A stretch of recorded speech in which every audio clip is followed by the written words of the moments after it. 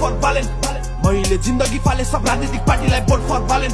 यो देश किन डुबेको भन्ने अहिलेका साना विद्यार्थीहरू बाबु नानीहरू तथा अध्ययन गर्ने अभियन्ताहरू सबैले यो देश चाहिँ किन डुबेको भनेर हेर्न मन छ भने सिंहदरबार वैद्यखाना आएर हेरे हुन्छ, ठ्याक्कै थाहा हुन्छ यो देश के कारणले डुब्छ, यो देशमा के समस्या छ, यो देशको विभिन्न उत्पादन गर्ने सरकारी फ्याक्ट्रीहरू, सरकारले चलाएका विभिन्न उद्योगहरू कसरी डुब्छन् भन्ने कुरा ठ्याक्कै थाहा हुन्छ।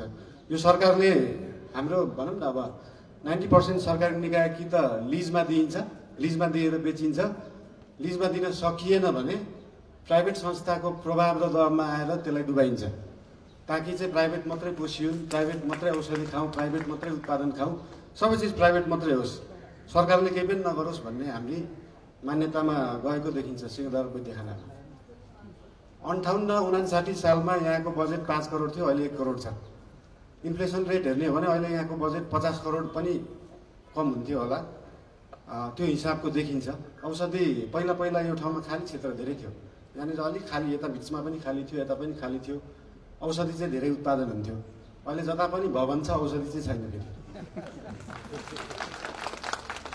अनि दोष चाहिँ फेरि यो सरकारले मात्रै पनि दिन हुँदैन। यहाँनिर अघि सुरुमा भन्नुभयो नि, यहाँनिर आउँदाखेरि पदाधिकारी सरकार चेन्ज भएपछि यहाँको एमडी चेन्ज हुन्छ, यहाँको एमडी 50,000मा पनि चेन्ज हुन्छ, 50,000 रुपियाँमा पनि चेन्ज एमडी हुने ठाउँ हो यो पहिला। अहिले के छ, अहिले कति अब रेट बढ्यो कि घट्यो के छ थाहा भयो।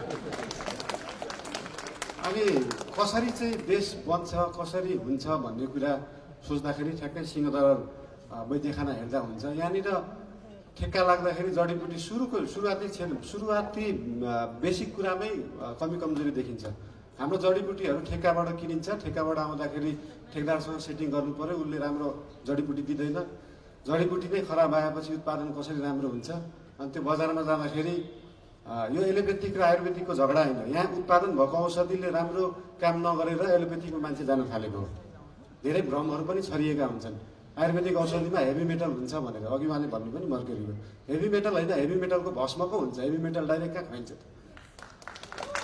अनि त्यो कुरा बुझाउन सकेकै छैन। हाम्रो डाक्टर साहबहरूले पनि बुझाउनु पर्यो, हाम्रो कर्मचारीहरूले बुझाउनु पर्यो, मन्त्रालयले बुझाउनु पर्यो यहाँनिर किन बदनाम गरिएको छ आयुर्वेदिकलाई। आयुर्वेदिक उपचार भनेको त हाम्रो संस्कार हो, हाम्रो कल्चर हो।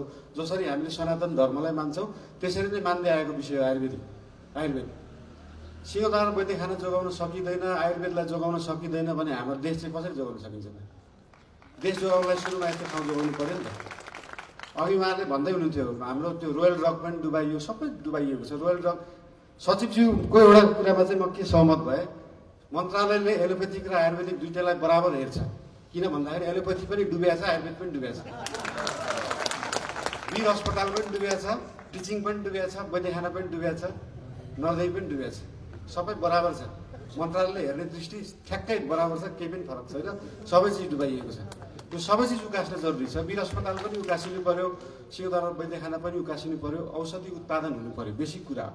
औषधि उत्पादन गर्ने संस्था कसरी घाटामा जान्छ, यसले त बेच्छ त, बेच्ने चिज पनि कसरी घाटामा जान्छ। अस्ति खानेपानी हाम्रो के भएको पानी फ्रीमा आएको पानी बेच्छ तै पनि घाटामा छ, सरकारी निकाय त्यस्तो हुन्छ, कसरी घाटामा हुन्छ। जडीबुटी थोरै सस्तोमा किनिन्छ होला, त्यो उत्पादन गरिन्छ होला, केही मूल्य राखेर बेचिने संस्था कसरी घाटामा जान्छ। यो त फाइदामा जानुपर्ने। अघि उहाँले भन्नुभयो हाम्रो औषधि त विदेशमा जान सक्नुपर्ने। एउटा वैद्यखानाले यो देशको ठुलो अर्थतन्त्रले धान्न सक्थ्यो होला, तर यो जब वैद्यखाना आफूलाई पनि धान्न सकेन। मान्यज्यू यही हुनुहुन्छ, मन्त्रीज्यू हुनुहुन्छ, उहाँले एकदम राम्रो काम गर्न खोज्दै हुनुहुन्छ, हामी एकदमै आशावादी छौँ। अझ यहाँ अर्थ समितिका संयोजक पनि हुनुहुन्छ, के चाहियो त अब उहाँले पैसा हालिदिनु पर्यो, उहाँले व्यवस्थापन गरिदिनु पर्यो, यो वैद्यखाना त चल्नु पर्यो। त्यसका लागि म धेरै कुरा अब गर्न चाहन्न, सबैलाई थाहै छ। म त यहीँ 5-7 वर्ष यहीँ खेलेको हुर्केको मान्छे, यहाँको बोइलर, यहाँको औषधि, यहाँको त्यो चुलोदेखि सबै कुरा बुझेको छु।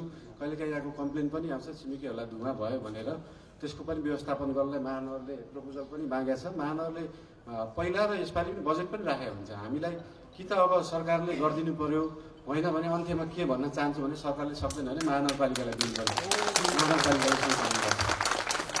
सबैजनालाई धन्वन्तरी जयन्तीको फेरि पनि शुभकामना। हस्, धेरै धन्यवाद।